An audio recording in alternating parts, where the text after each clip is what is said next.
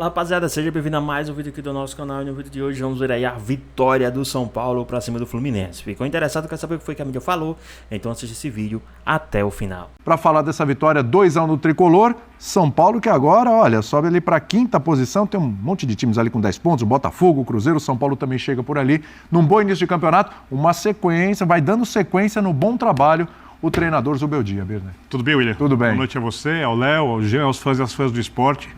O que mais me chama a atenção no São Paulo, depois da chegada do Zubeldia, e aí tem coisas táticas que a gente pode falar, coisas de escalação e outras questões, é que o time voltou a ser competitivo.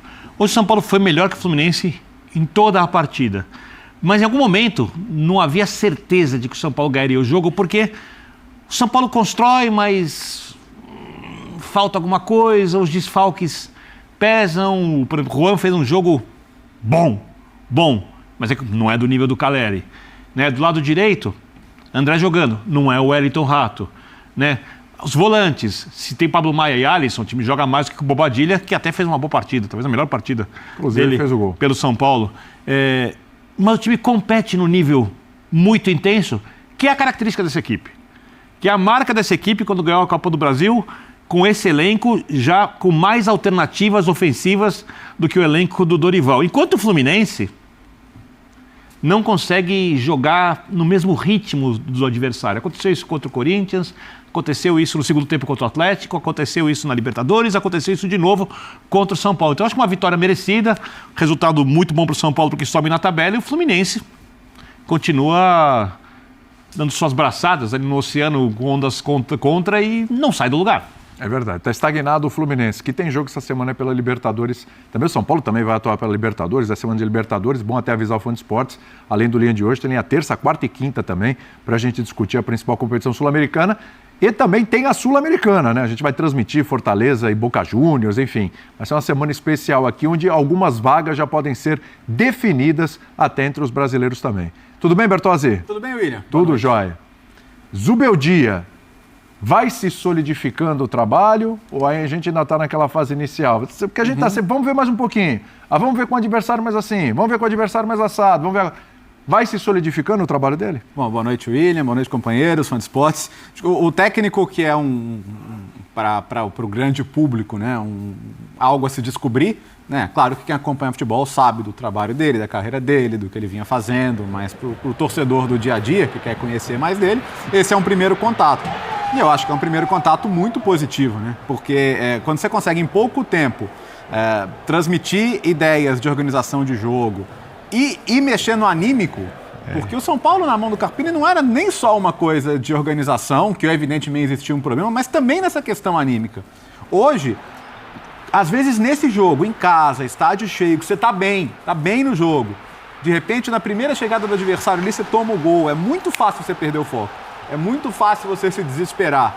Então, acho que quando você está muito consciente do que você tem que fazer no jogo, claro que é uma falha do Fábio, até a segunda dele no jogo já, e dessa vez acabou saindo o gol, mas o São Paulo, através da pressão que vinha fazendo na saída de bola do Fluminense, estava gerando esse tipo de situação. Então, eu acho que o torcedor pode ficar bastante animado, sim. Não é qualquer técnico, acho que tão rapidamente consegue transmitir uma identidade. Acho que o São Paulo tem uma identidade diferente hoje do que teve durante o Campeonato Estadual, nesse começo de trabalho. E para mim, reforça a ideia de que o São Paulo tentou esticar a corda até quando podia, numa situação que já não era mais reversível ali no trabalho do Carpini. Mas enfim, trocou, e acho que esse começo de trabalho é bem interessante. O que me preocupa é o Fluminense, porque estava lá em Santiago semana passada e eu estava ouvindo a discussão de vocês e estava participando dela, e os jogadores do Fluminense saindo assim, não, mas a gente se planejou para fazer esse jogo porque sabia que ia ser pressionado, tentar jogar mais com bola longa e tal. Peraí, esse não é o Fluminense. E esse Fluminense de hoje também não é o Fluminense. De tentar, sabe, de não conseguir sair da pressão, ou mesmo nem tentar sair da pressão e jogar com bola esticada, porque não é um time com essa característica. Até consegue fazer o gol com um bom trabalho ali do Cauã Elias, achando o Keno, mas em linhas gerais, assim, tá difícil reconhecer o Fluminense em campo. Foi uma exceção hoje no jogo, o gol, né? Do Fluminense. Tá difícil reconhecer o Fluminense em campo. Então, assim, acho que o Fernando Diniz é um excelente técnico e não entendo esse futebol, assim como o de Santiago, em que o resultado veio, mas não entendo esse futebol como o dele, nem como o do Fluminense. Uma coisa é ele transformar o Fluminense em outra coisa, a partir de amanhã meu time vai jogar de outro jeito, mas não acredito que seja isso. Acredito que o time hoje enfrente uma fase técnica ruim, algumas trocas que são necessárias, né, sequência de jogos. Eu acho que todos os técnicos rodam, tem jogo importante Libertadores pela frente e todo mundo que está em 2, 3 competições está fazendo isso. E o Fluminense tem elenco para rodar. Mas me preocupa porque são raros os jogos em que eu consigo ver a identidade do Fluminense no campo. Né? É um Fluminense que tomou 3-0 do Corinthians, que, né, óbvio, é o Corinthians em casa, mas um time que tem suas limitações. Mas foi engolido pelo Corinthians. Foi engolido, acho que você foi bem, foi engolido pelo Corinthians. Um Fluminense que teve muita dificuldade contra o time mais limitado ainda, o Colo-Colo. Limitado, que joga com a camisa, também tradição, etc., mas é um time limitado. Ganhou o jogo, mais sorte do que juízo. E hoje pega um time como o São Paulo, sai na frente, não consegue sustentar o placar. E também o São Paulo bem melhor, né, do que o Fluminense. Não foi um atropelo, mas o São Paulo bem melhor que o Fluminense também. E para mais uma virada, né, Jean? Porque assim, vitória contra o Cobresal de virada, essa vitória de virada. O jogo contra o Vitória tomou um empate, deu a resposta fora de casa, 3-1.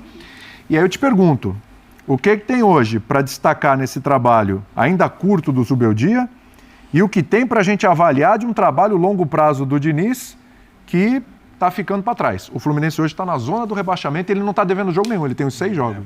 Boa noite, William, companheiros, todo mundo.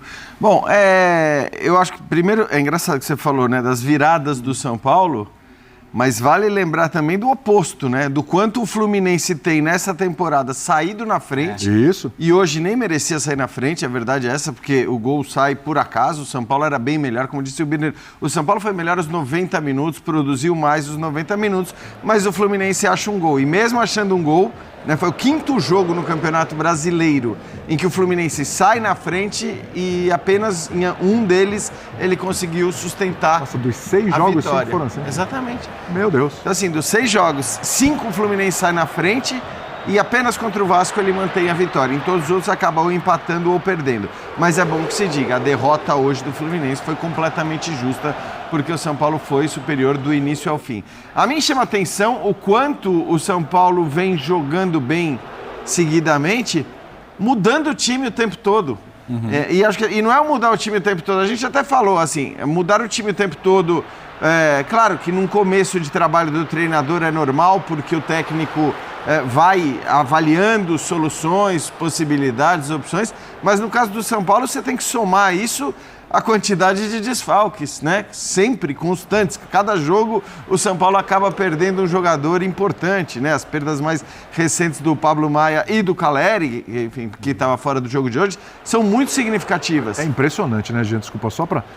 O Caleri não estava hoje, aí você pega o combo Pablo Maia, Rafinha, Wellington Rato, Lucas. Rafinha e Lucas. 5 jogadores devem ser titulares. São 5 titulares. Impressionante. Então, assim, é muito significativo, acho que o que o São Paulo vem jogando. Hoje, de novo, jogou em alto nível. E o Fluminense, até comparando com o que a gente viu diante do Colo-Colo, me impressiona o quanto o Fluminense não consegue mais sair jogando. Isso é impressionante. Né? Porque assim, o Fluminense era o time que tinha, acima de tudo, a saída de bola com qualidade, que conseguia ser pressionado, sair dessa pressão e, a partir disso, criar grandes chances. O Fluminense foi massacrado pelo Colo-Colo no meio de semana, os 90 minutos praticamente, e aí tudo bem, o Diniz até falou, mas a gente soube se defender. É verdade, acho que quando ele diz a gente soube se defender, o Fluminense não cometeu erros como os que ele cometeu hoje. Mas certamente aquilo não dá para elogiar a atuação do Fluminense contra o Colo-Colo, tendo feito o time chileno a pressão que fez. Hoje, os melhores momentos do São Paulo eram os momentos em que ele subia a marcação, em que ele dificultava a vida do Fluminense, que não deixava o Fluminense sair jogando. E mais uma vez o Fluminense teve muita dificuldade nesse aspecto. É que o São Paulo não fez isso os 90 minutos como o Colo-Colo, não sei como conseguiu fazer. Porque é difícil você fazer isso os 90 minutos. É mais normal você fazer o que o São Paulo fez hoje. Alternância em relação à sua postura. Agora, Fosse um São Paulo com as linhas mais baixas, fosse um São Paulo marcando alto, eu acho que ninguém discute que o time foi melhor do que o Fluminense o tempo todo. Outra deficiência, né, e isso tem sido crônico também do Fluminense, a questão de defender a bola cruzada, de defender a bola parada. Assim, hoje, primeiro tempo, assim, o São Paulo conseguia completar praticamente todos os cruzamentos laterais. E o próprio gol do Arboleda, esse escanteio baixo não pode passar do primeiro pau, né? Sim. Não pode passar essa bola. Analisar por baixo.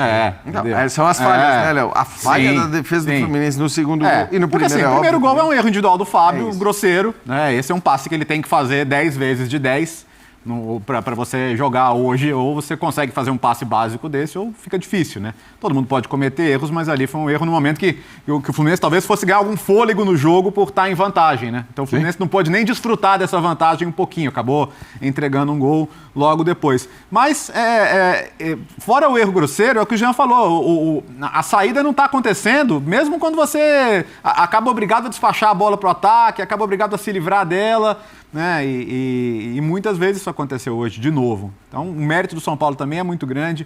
Acho que o planejamento tático do Zubeldia, em termos de ter o Nestor do lado esquerdo, né? E muitas vezes derivando para dentro para o Patrick ter o corredor para apoiar por ali. As saídas erradas aí, então, essa primeira do Fábio, ó, ele já faz uma defesaça no Nestor e na cabeçada do Juan logo em seguida. Mas Nestor, para mim, é o melhor em campo hoje, inclusive. Concordo.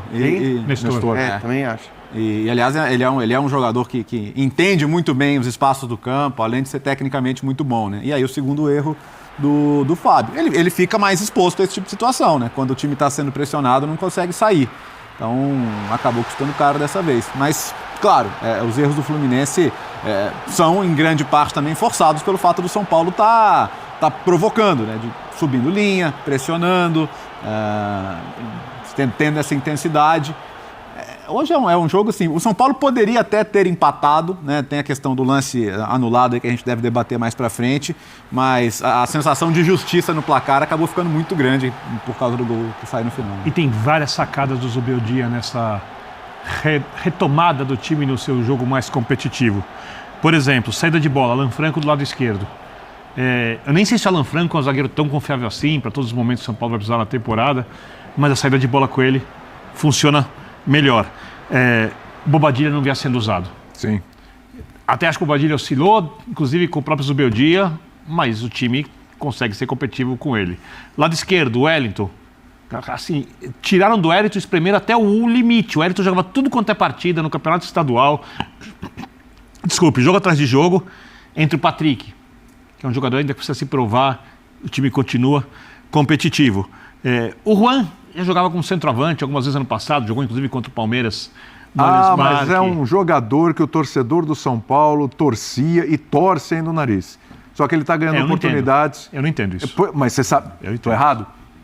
O torcedor torce o nariz. O torcedor do São Paulo é um torcedor muito exigente. Tá?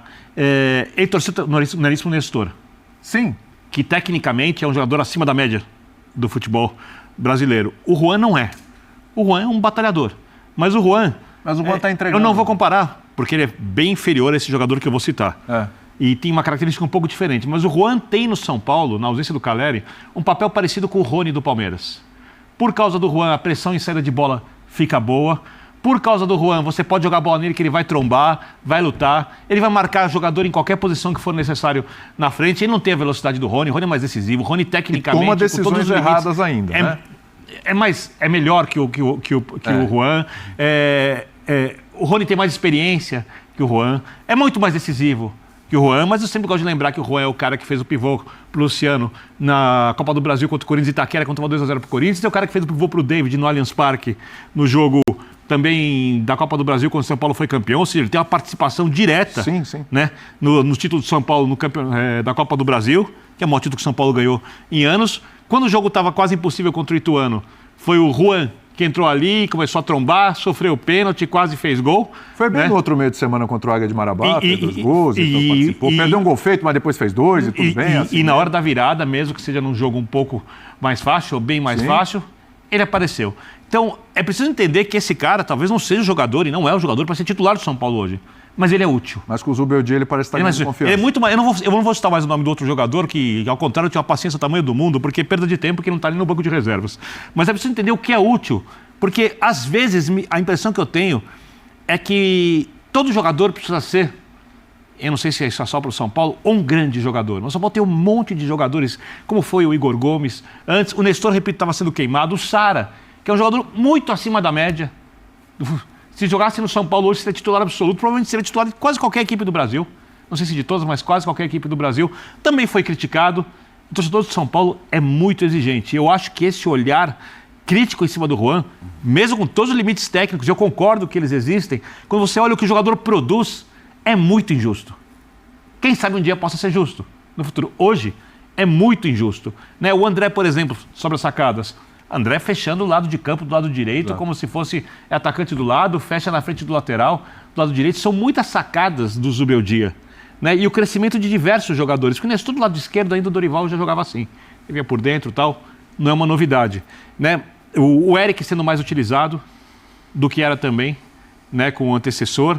O Ferreirinha, os melhores jogos dele pelo São Paulo foram com o Zubeldia.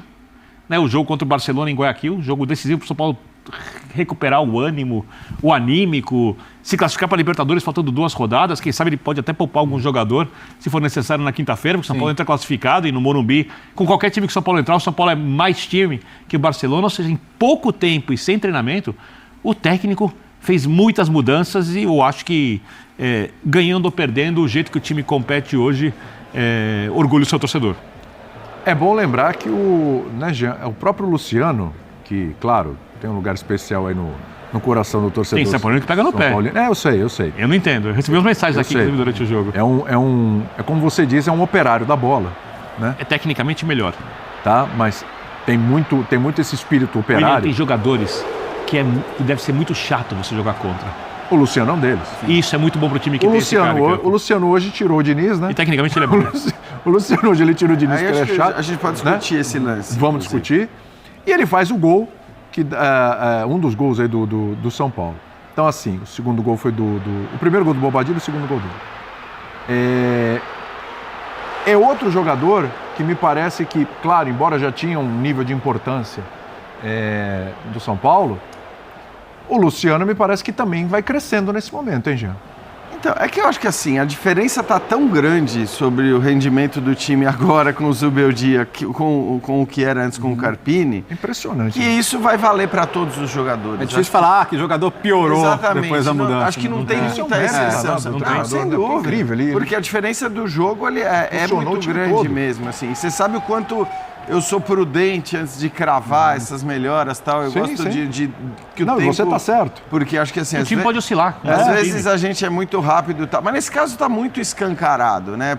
Pelas ideias do Zubeldia, e eu acho que isso está se refletindo em todos os caras. O Luciano, especificamente, para mim, sempre foi aquele jogador muito útil, para não dizer muito bom, porque se eu disser muito bom, alguém vai interpretar como se eu estivesse dizendo, um craque. Não, óbvio que o Luciano não é um craque. Agora, o Luciano é um bom jogador tecnicamente, tem um empenho absurdo dentro de campo, é um jogador versátil que pode jogar aberto, que pode jogar centralizado, que pode até fazer um falso 9, então eu acho que ele tem várias qualidades.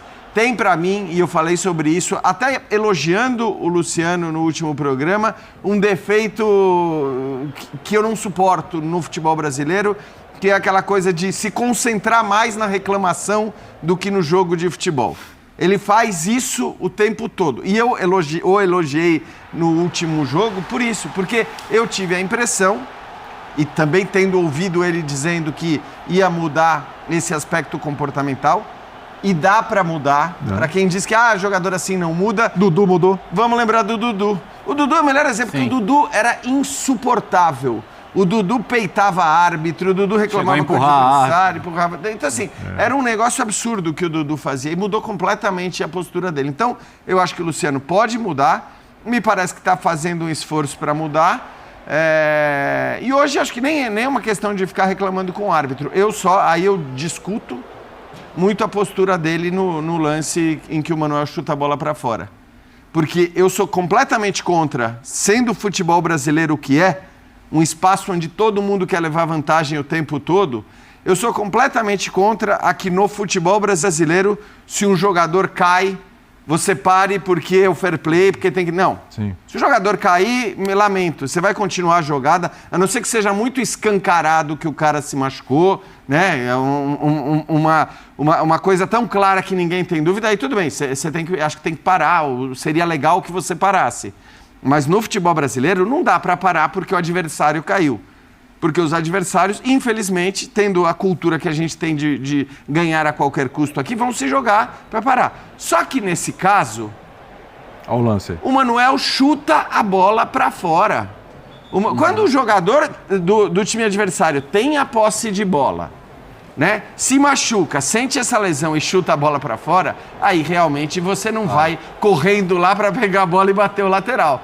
Porque aí, convenhamos, é uma postura completamente antiética em relação e antidesportiva em relação ao que o futebol pede. Então, nesse ponto específico, né, nessa ação específica, eu discordo completamente do que fez o Luciano, que curiosamente depois pede para que o São Paulo devolva a bola, né? O repórter da transmissão do Sport TV falou que a repórter, né, falou que acho que foi ele que impediu. Até porque no primeiro momento ele não pegou a bola para devolver, né? Exato. Exato. Ele pegou para bater. Então, assim, acho que nesse caso ele foi muito mal nesse episódio especificamente.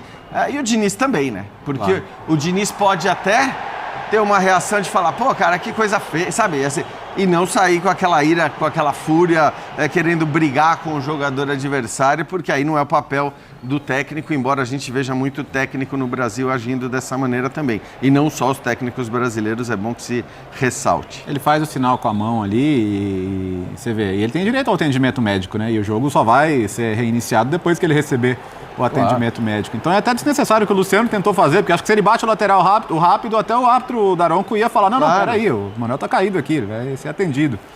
Então, enfim, e é claro que...